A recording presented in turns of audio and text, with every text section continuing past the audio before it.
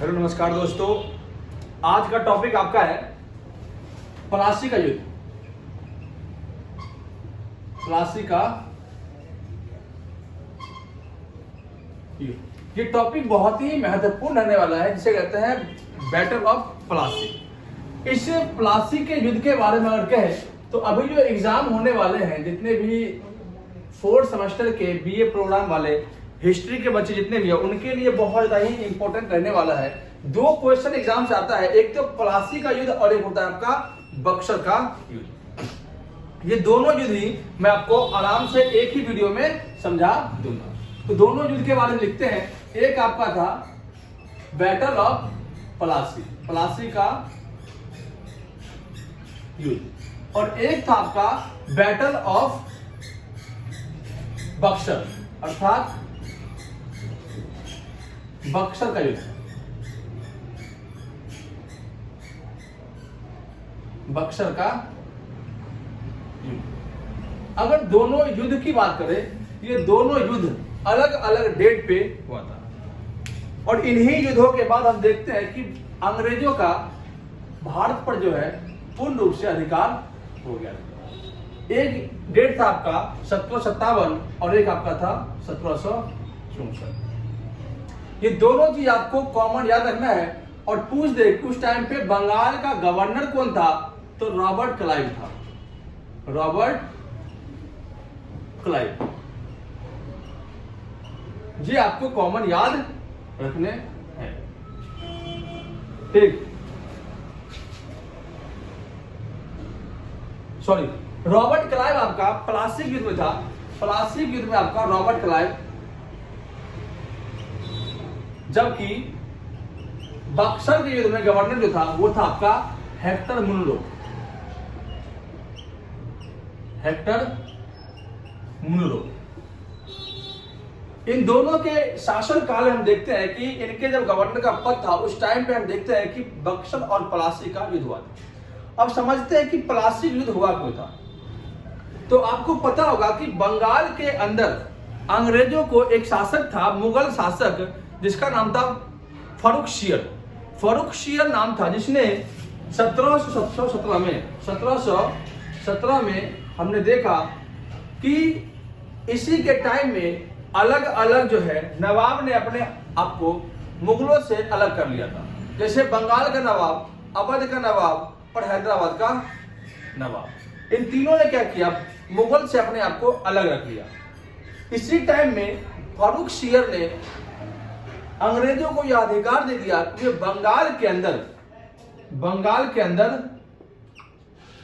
बंगाल में मुक्त व्यापार करेंगे, अर्थात मुक्त व्यापार का अधिकार दे दिया। किसको? अंग्रेजों को। कोई टैक्स इनसे नहीं लिया जाएगा।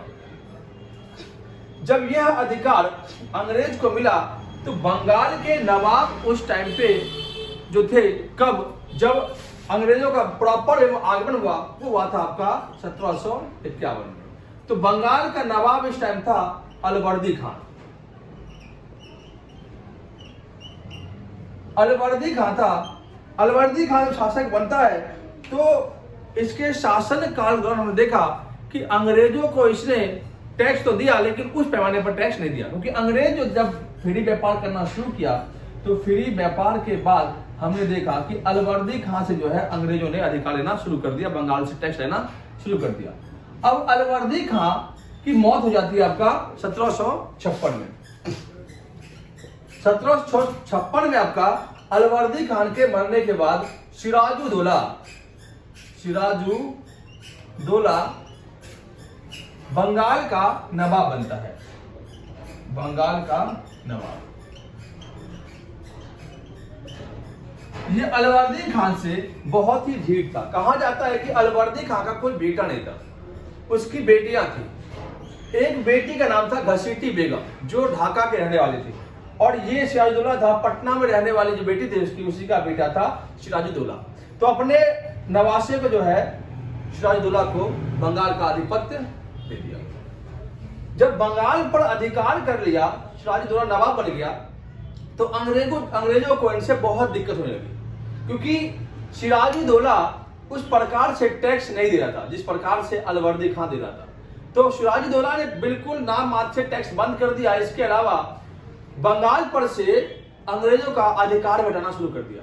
लेकिन कहा जाता है कुछ इतिहासकारों के अनुसार कि सिराजुद्दौला ने शुरुआती दौर में काफी अच्छे तरीके से अंग्रेजों के साथ व्यवहार किया, लेकिन कुछ इतिहासकारों का मानना है कि सिराजुद्दौला बहुत ही घमंडी, बहुत ही अत्याचारी और क्रूर शासक माना जाता है, नवाब माना जाता है, क्योंकि बंगाल के अंदर सिराजुद्दौला ने अंग्रेजों के सभी अधिकारों को खत्म कर दिया, अर्थात ना के बराबर के लिए रख दिया। रॉबर्ट क्लाइव और सिराजुद्दौला के बीच युद्ध होना शुरू हो गया, निश्चित ही हो गया। युद्ध जैसे ही हुआ, युद्ध के दौरान हमने देखा कि क्लाइव ने देखा कि नवाब के पास सेना बहुत अधिक मात्रा में है, अर्थात सेना के ऊपर अटैक करना बहुत ही, क्या कहते हैं उसको, हर जाना भरना पड़ेगा। अगर हमने अटैक करा तो हम हार जाएंगे। उससे पहले घटना की बात करते हैं कि रॉबर्ट क्लाइव से पहले सिराजुद्दौला के सभी चीजों को मतलब निगलेक्ट कर दिया। जैसे कि मानो कि सिराजुद्दौला ने कहा कि अंग्रेज जो कलकत्ता में किला बंद कर रहे हैं और फैक्ट्रियां बना रहे हैं, किले बंद, तो अंग्रेज क्या किया, सिराजुद्दौला से पूछा क्या महाराज हमें जो है ना किला बनाने का अधिकार दे दो। क्या बनाने का अधिकार दे दो? किला। तो मान लो कि सिराजुद्दौला ने किला बनाने का अधिकार तो दे दिया, लेकिन जब किला बन रहा था तो किले के ऊपर देखा उसने, अंग्रेजों ने क्या किया, तोप लगा दिया। ठीक, तो जब तोप लगा दिया तो जब सिराजुद्दौला को चला पता कि अंग्रेजों ने किले के ऊपर तोप लगा दिया है, ये अधिकार तो लिया नहीं था, तो उसने इस चीज को रोका, लेकिन अंग्रेज नहीं माने। जब नहीं माना तो कलकत्ता में जो किला था उसके ऊपर अटैक कर दिया। अटैक किया और मुश्किल से एक दिन के युद्ध में ही किले को जीत लिया। किले को जीतने के बाद आता है आपका रॉबर्ट क्लाइव। रॉबर्ट क्लाइव जब आता है देखता है कि सिराजुद्दौला के पास बहुत ज्यादा ही सैनिक है। और इसके अलावा एक घटना और घट गई थी, ब्लैक हॉल की घटना। ब्लैक हॉल की घटना क्या थी, तो एक इतिहासकार, अंग्रेजी इतिहासकार अपने मन ग्रंथ कहानी बताता है कि सिराजुद्दौला ने लगभग अंग्रेज सिपाही 147 सिपाही मतलब 147 सिपाही क्या किया, गिरफ्तार किया और इसे एक काल कोठरी में डाल दिया। ठीक, काल कोठरी में डालने के बाद जो हॉलवेल था वो भी उसी में था, उसी काल कोठरी में। तो जब पता चला कि 147 में से मात्र 20 से 25 लोग बच पाए थे और सारे उसी में मर गए, तो हॉलवेल उसमें जिंदा बच गया। तो हॉलवेल से पूछा गया कि तुम कैसे बच गए, तो कहा कि जब डाला गया ना जितने भी लोगों को, तो मैं लास्ट में गया था, तो जो छोटा सा छेद था उससे मैं नाक लगा करके सांस लिया था, तो मैं बच गया। तो अब इतिहासकारों के अनुसार ये हॉल, ब्लैक हॉल घटना मतलब काल कोठरी घटना सही है कि गलत है, वो उनके ऊपर डिपेंड किया जाता है। तो सिराजुद्दौला के काल में देखा गया, एक तो कलकत्ता पे किले बंद खत्म किया, दूसरा अंग्रेजों को हटाया। जब ये बात रॉबर्ट क्लाइव को चली पता, रॉबर्ट क्लाइव आया और आया तो अटैक करने आया, युद्ध के प्लान से, पूरे तरीके से युद्ध के प्लान से आया और उनके जितने भी एरिया थे शहर पे हमला करना शुरू कर दिया। लेकिन देखा कि सिराजुद्दौला के पास क्या है, सेना शक्तिशाली है, इसलिए वो कहा कि एक बार संधि करते हैं। तो संधि किया, इस संधि कहते हैं अली नगर की संधि, अली नगर की संधि।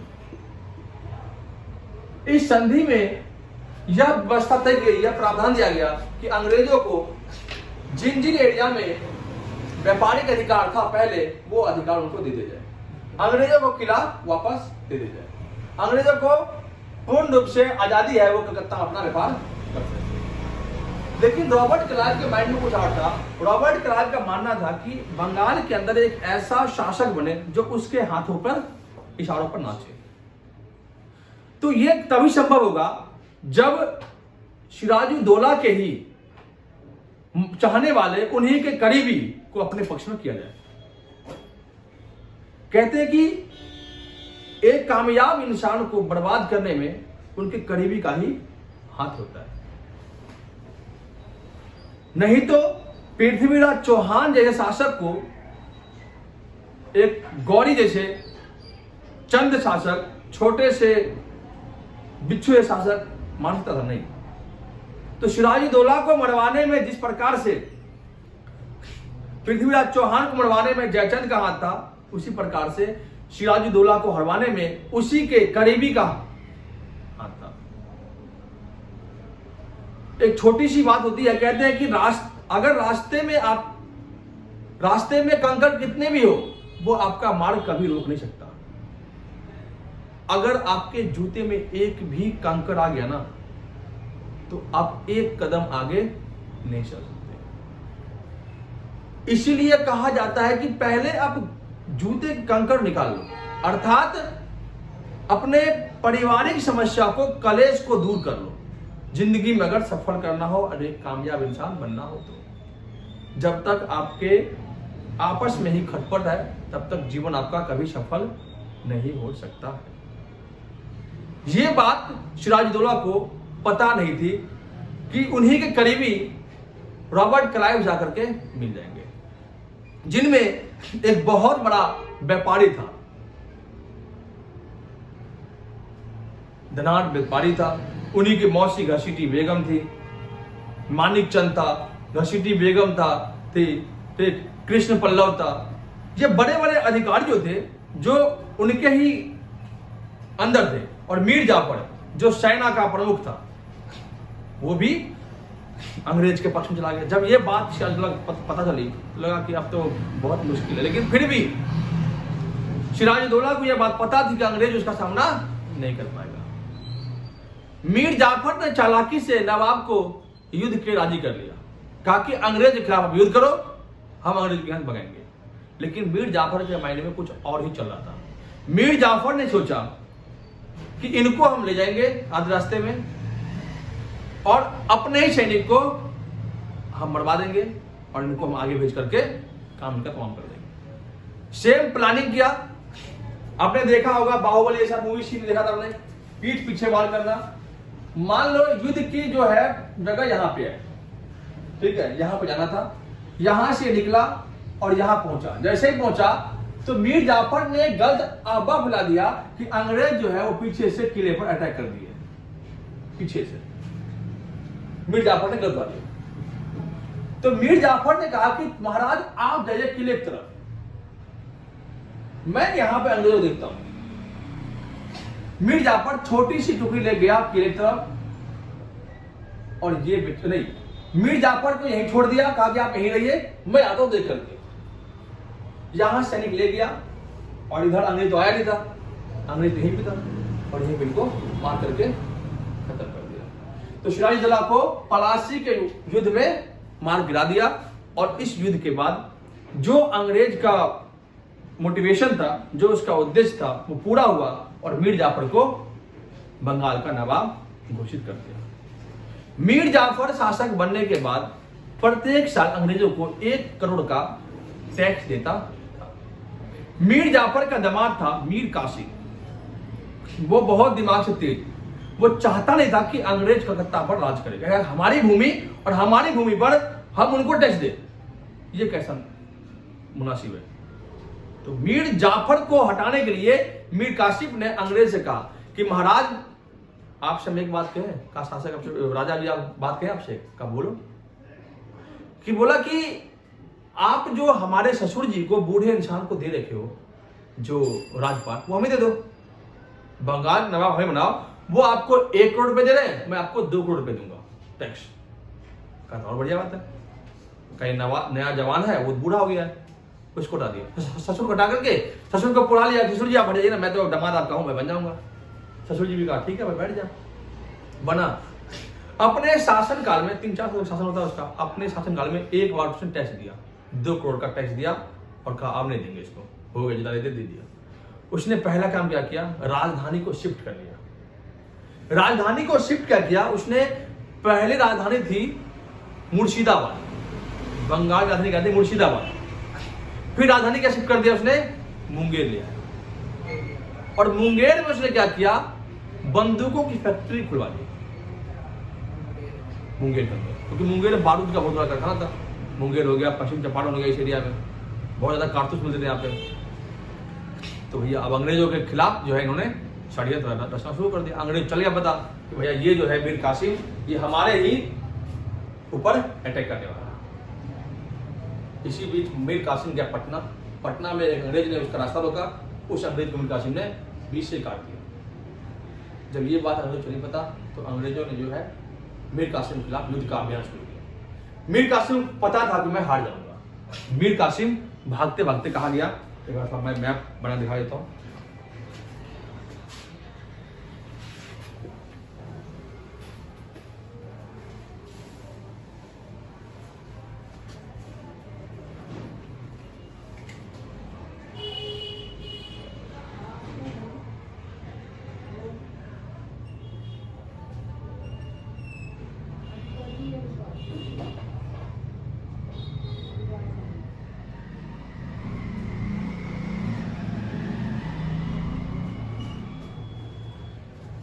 ये पूरा एरिया आपका बंगाल का था।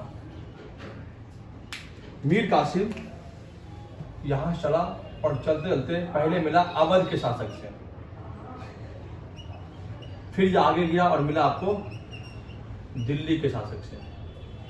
दिल्ली में बैठा था मुगल शासक शाह आलम द्वितीय। आलम द्वितीय। अवध का नवाब था शुजाउद्दौला, वो था आपका बंगाल नवाब सिराजुद्दौला, लेकिन ये आपका है शुजाउद्दौला। और उसी टाइम में यहां का था शुजाउद्दीन, कहां का, हैदराबाद का। और एक तरफ हो गया मीर कासिम। मीर कासिम ने जा करके क्या किया, इन दोनों को मिला के कहा कि हमारी भूमि, हमारा ही सब कुछ, और अंग्रेज पर अधिकार कर लेगा, ऐसा कैसे हो सकता है। आप हमें साथ दीजिए, हम आपके साथ हैं, हम तीनों मिल करके अंग्रेजों के खिलाफ लड़ेंगे। दिल्ली के शासक शाह आलम द्वितीय का ठीक है, अवध के शासक शुजाउद्दौला का ठीक है, चल लड़ते चलते हैं। ये तीनों एकजुट होकर के, कौन कौन, ये तीनों शाह आलम द्वितीय, शुजाउद्दौला और मीर कासिम। कहा गया तो आपके बिहार का एरिया आपका है, जैसे कि आता है वहां से घूम करके, बिहार का ये वाला जो एरिया पड़ता है आपका होता है बक्सर का। इस बक्सर में ही अंग्रेज जो है घेर लेता है, किसको, इन तीन गुट के सैनिक को, राजा को, किसको, शाह आलम द्वितीय, मीर कासिम और शुजाउद्दौला, और घेर करके इनको यहीं पे हराना शुरू करता है। इस युद्ध का बहुत बड़ा तांडा भी देखने को मिलता है। इस युद्ध में तीन राजा एक साथ हारता है, और दिल्ली जो भारत का प्रॉपर भारत राजा था शाह आलम द्वितीय, वो भी हार जाता है। अब इस हारने के बाद अंग्रेजों का जो है पंख खुल जाता है, और इस युद्ध में होता है बक्सर का युद्ध 1764 में।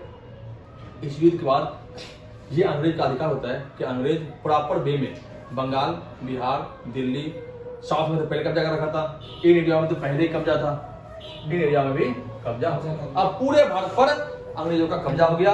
अब जो जो युद्ध में भाग लिए थे, अवध के नवाब शुजाउद्दौला, इसके ऊपर टैक्स लगा दिया। किसने, अंग्रेजों ने। शाह आलम द्वितीय कहा कि तुम बिना मतलब का लड़ने के लिए तुम भी टैक्स दो। तो खाया पिया कुछ नहीं, गिलास तोड़ा 8 आना। मीर कासिम को मार दिया जाता है। मीर कासिम मरने के बाद दोबारा मीर जाफर को जो है नवाब बना दिया जाता है, किसका, बंगाल का। ये आपका था बक्सर और प्लासी का। बहुत इजी है, बहुत सिंपल वे में।